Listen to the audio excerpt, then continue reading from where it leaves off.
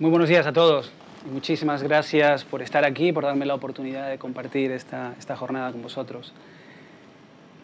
La revista Forbes Magazine de Estados Unidos es una publicación muy prestigiosa y todos los años hace un listado de las 10 mejores empresas del mundo. A finales del 2008, en su publicación anual, puso como primer y mejor empresa del mundo a la campaña de Barack Obama. Quisiera compartir con vosotros algunas reflexiones sobre cómo y por qué se marca un antes y un después en la historia de las elecciones presidenciales en Estados Unidos con esta campaña. Y francamente creo que muchas de esas lecciones son totalmente aplicables a cualquier empresa, institución o incluso a nivel personal a cualquier emprendedor. Hubieron muchos cambios importantes y en mi caso personal he trabajado en 12 campañas políticas, tanto a nivel estatal como nacional, no solamente en Estados Unidos, sino también en Latinoamérica. Y para mí fue una gran sorpresa entender que este equipo de Obama verdaderamente se creía el concepto del cambio. Proponían unos cambios radicales para la sociedad, para la economía, y también empezaron proponiendo cambios radicales a la hora de crear, organizar y gestionar la campaña. Cambios que todos conocemos, como la importancia que tuvieron las redes sociales, las nuevas tecnologías. Pero quizás de lo que no se ha hablado tanto es de ese nuevo modelo de gestión y liderazgo que se desarrolla a raíz de esta campaña política. La inmensa mayoría de las multinacionales, de las empresas y, por supuesto, las campañas políticas suelen tener una estructura organizacional muy rígida, particularmente en un país de 300 millones de habitantes.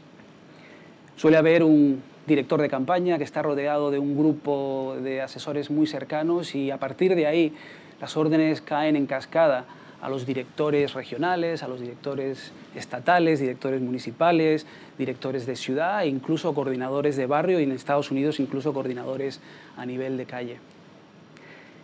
En este caso lo que hicimos fue romper ese esquema y entender que teníamos que hacer algo totalmente distinto y buscar un esquema que fuese mucho más flexible y mucho más dinámico. Para empezar, se reestructuró la campaña o la estructura organizacional de la misma. Era en forma piramidal y lo que hicimos fue darle la vuelta a esa pirámide, de tal manera que el poder presupuestario, que el poder de ejecución estuviese en las bases, en las trincheras. Por supuesto, las directrices estratégicas seguían saliendo de la sede corporativa que por primera vez se cambió de Washington a un estado y la campaña de Obama se llevó desde Chicago, en parte porque queríamos estar mucho más cerca del ciudadano de a pie. Y creíamos que estando en un centro corporativo, en una sede de campaña, no te permitía esa cercanía. Pero ¿qué significó en el día a día para los casi 1,5 millones de colaboradores, colaboradores, voluntarios e incluso empleados que participaron de alguna forma u otra en la campaña de Obama? La campaña de Obama pasó de 0 a casi 1,5 millones de colaboradores y de 0 a 732 millones en recaudación. De hecho, se convirtieron en las elecciones más caras en la historia de Estados Unidos, incluso habiendo recaudado más dinero que el Partido Republicano. Se logró hacer por esa nueva dinámica de entender que la organización tenía que ser una organización de base o grassroots, como lo llaman en Estados Unidos. Ejemplos. El presupuesto, en vez de tenerlo un señor y cuidarlo como un tesoro, se creaban equipos de trabajo, se eliminaban todas las barreras y impedimentos que había entre la sede y las bases. Se les marcaban objetivos y luego se les daba presupuesto para alcanzar esos objetivos. Se marcaban las directrices estratégicas, por supuesto, pero a la hora de ejecutar, los equipos tenían total libertad para hacer lo que quisieran y como quisieran, siempre y cuando alcanzaran esos objetivos. Si los alcanzaban, se les daba más latitud, más flexibilidad y más presupuesto. Y si no lo conseguían, se cambiaban los equipos. Eso nos permitió no solamente ser más ágiles. En las campañas anteriores trazabas una estrategia y tenías aproximadamente 1 año para ejecutarla. Pero la estructura era tan rígida que no te daba tiempo a reconducir ese gigante, ese tanque de guerra que era muy poco dinámico. Y con esta nueva estructura eso cambia por completo. Pero cambia también nuestra capacidad de entender lo que quería oír el pueblo de Estados Unidos. Entender esa verdadera sed de cambio que había en Estados Unidos y que en un principio no fuimos capaces de entender. A medida que los voluntarios iban a tocar puertas hablar con la gente en la calle, nos facilitaban información a través de las bases de datos internas. Algo que rompió esquemas fue el hecho de poner la información en la red. En toda campaña y en cualquier empresa, me atrevería a decir, uno de los tesoros que más cuidas es tu información. De hecho, en todas las campañas políticas, en lo que marca verdaderamente la victoria de un partido u otro es ese voto indeciso del medio. Los partidos tienen, obviamente, sus bases y son personas casi incondicionales que van a votar por un partido u otro. Son ese 10-15% de votantes lo que verdaderamente puedes convencer y hacerles cambiar de opinión. Para nosotros, tener información de primera mano sobre lo que querían y cómo lo querían fue absolutamente importante. Normalmente invitábamos a la gente, antes de Obama, invitábamos a la gente a nuestras oficinas, le dábamos acceso a nuestros ordenadores y de ahí sacaban información sobre potenciales votantes para llamarlos por teléfono, potenciales voluntarios para organizarlos y movilizarlos. Lo que hicimos fue colgarlo en la red, darle acceso a cualquier persona en cualquier parte del mundo para que pudiese acceder a esta información. Y en cualquier momento, si tenías una hora libre, podías trabajar para nosotros desde tu PDA o desde tu ordenador personal. Eso permitió y multiplicó la efectividad de los equipos de forma exponencial. Otro ejemplo que os puedo dar sobre este tipo de flexibilidad era la hora de ejecutar órdenes. En las campañas tradicionales se asemejaban más a una campaña militar, donde buscábamos empleados que supiesen ejecutar y no cuestionar. En esta campaña se buscaba gente crítica, que fuese capaz de decirnos que nos equivocábamos, pero que si estábamos de acuerdo en el objetivo y siempre se buscaba un consenso, esos objetivos se tenían que alcanzar. Se exigían responsabilidades, pero nuestra labor como equipo de campaña era la de trazar directrices y luego monitorizar los resultados, pero nunca de una microgerencia, una microgestión de ese equipo.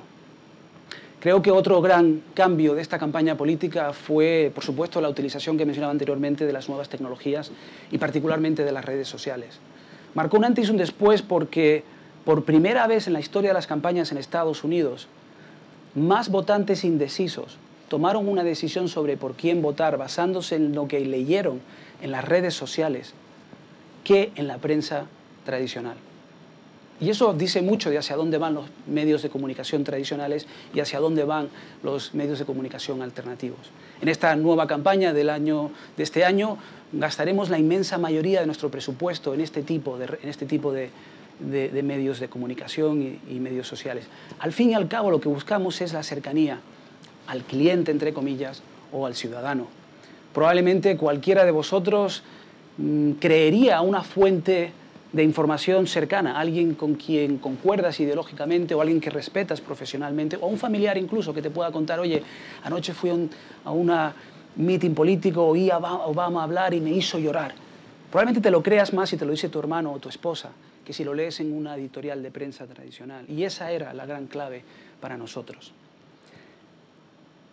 Otra forma de entender lo que ocurrió en esa campaña fue entender que por primera vez intentamos no tanto comunicar información al potencial votante, sino conectar con ellos de forma emotiva. ¿Me explico? La inmensa mayoría de los políticos en Europa, por ejemplo, y en otras partes del mundo, los oyes hablar y son muy elocuentes. Y antes de enganchar contigo a nivel emocional o personal, ya te están contando cifras, estadísticas, grandes planes magníficos que quieren llevar a cabo. Pero si no te ganas la confianza del votante, no te va a escuchar. Recuerdo que yo, de hecho, confieso que empecé en la campaña de Hillary Clinton. Pensé que era la oportunidad de mi vida, fue uno de los primeros 50 empleados de la campaña y pensé que, bueno, en ese momento os recuerdo que Hillary era casi la candidata inevitable y apareció este desconocido señor Obama y no solamente le ganó a Hillary, sino ganó la presidencia de Estados Unidos. Tuve la gran fortuna de que me invitaran a incorporarme a la campaña de Obama una vez que Hillary Clinton abandonó el proceso de las primarias. En esos primeros días se nos hizo pasar por un seminario de adaptación para entender los valores de la campaña de Obama. Y recuerdo perfectamente que uno de los directores de la campaña me dijo lo siguiente.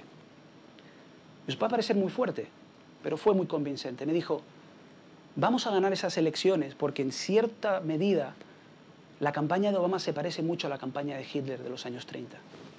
Dije, ¿pero qué me cuentas? ¿Cómo puedes comparar al presidente Obama que habla de paz, de esperanza y de un mundo mucho mejor con Hitler? Y me dijo, no te olvides que Hitler llegó a la presidencia de Alemania en un proceso absolutamente democrático y abierto. Llegó y logró movilizar y ganar una mayoría absoluta en Alemania porque era capaz de conectar con la gente apelando a los sentimientos más básicos de las personas, los sentimientos más negativos, la envidia, el odio, la superioridad racial, el culpar a los demás y no a nosotros. Nosotros haremos lo mismo, vamos a conectar con el pueblo apelando a los sentimientos más básicos pero positivos, los que verdaderamente tienen sentido. La paz, la armonía, el respeto, qué tipo de mundo queremos dejar a nuestros hijos y qué legado y responsabilidad tenemos para que eso ocurra. Y ya, francamente, me rompió los esquemas, pero luego ya la frase que terminó de convencerme de esta nueva forma de hacer política nos la dio David Axelrod, el director de campaña, cuando nos dijo: en política, la gente no recuerda lo que le dices, recuerda cómo le hiciste sentir cuando se lo dijiste. Y eso fue verdaderamente lo que me ayudó a entender esa nueva cultura de hacer campaña, de comunicar y de gestionar equipos. Termino con una frase de Gandhi que creo que capta esa idea muy bien. Gandhi decía que si quieres cambio, cambia tú primero. Y con eso quería decir que no tiene ningún sentido hacer lo mismo una y otra vez, utilizando los mismos métodos, los mismos mecanismos, y esperar un resultado distinto. Si quieres cambiar, cambia tú antes. Gracias.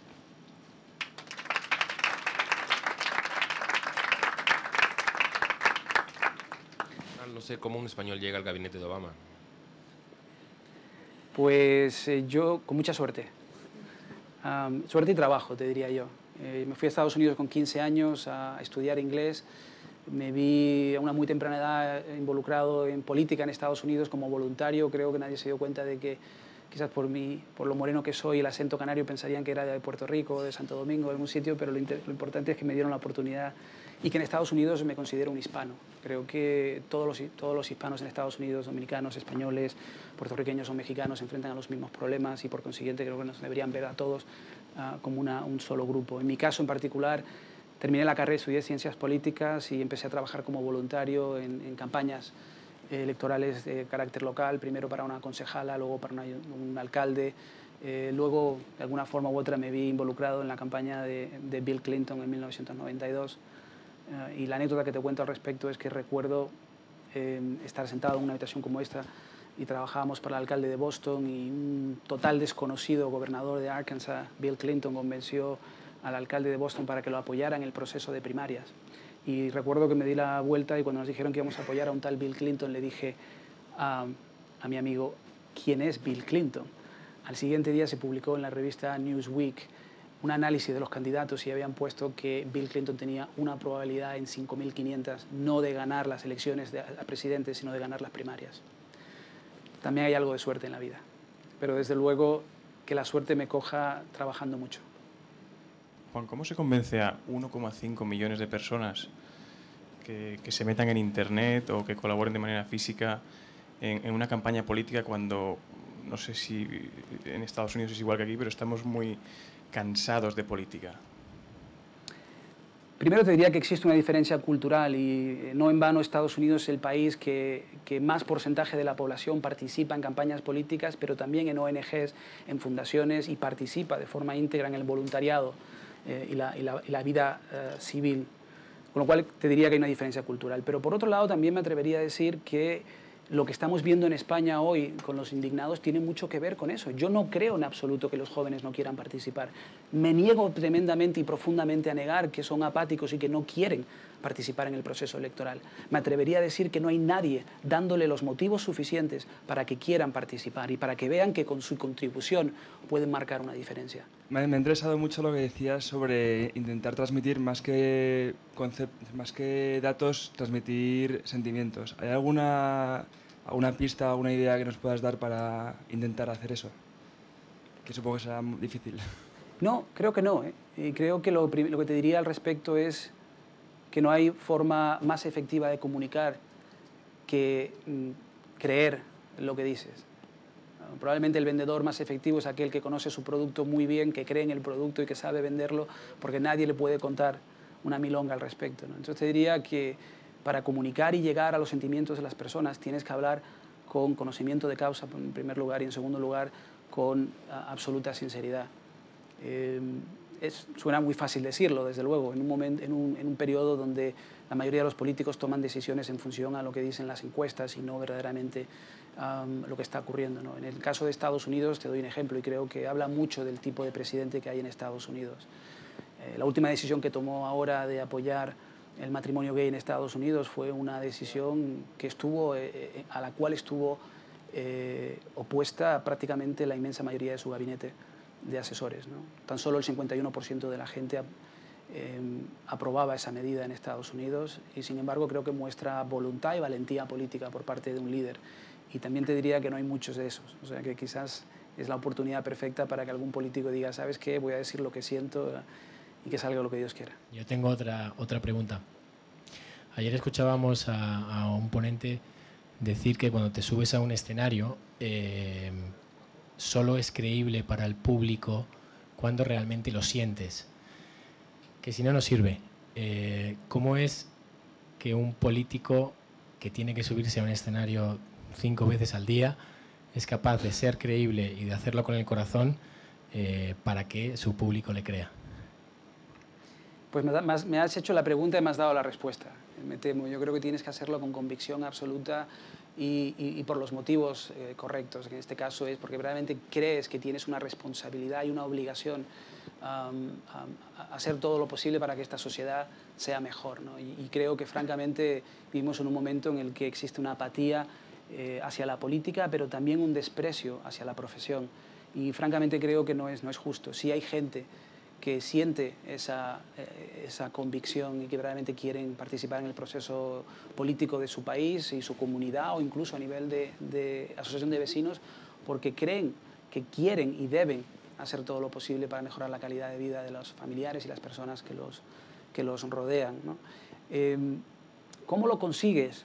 Pues yo te diría que lo consigues, y si algún día tú lo averiguas, cuéntamelo, porque yo siempre he dicho que los políticos no son superhombres, ¿no? En el caso de Obama, por ejemplo, que era capaz de levantarse a las 6 de la mañana y trabajar hasta la 1 o 2 de la mañana y hacerlo durante prácticamente 6 meses, creo que a veces se escapa a la comprensión humana, ¿no? Y solo con pasión, convicción y absoluta certeza de que estás haciendo lo correcto, eres capaz de encontrar esa energía. Yo no lo he conseguido hacer todavía.